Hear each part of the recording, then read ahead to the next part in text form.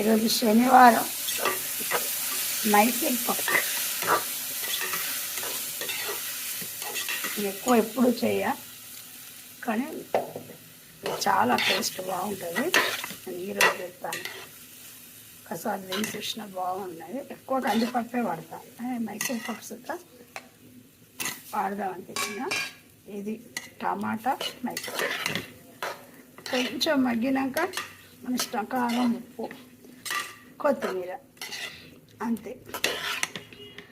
నేను ఇప్పటికిప్పుడే అల్లం వెల్లుల్లి దంచిన. మరి సూపర్ ఉంటుంది ఈ మైసూర్ పప్పు టమాటా. శనివారం అది ఇదే.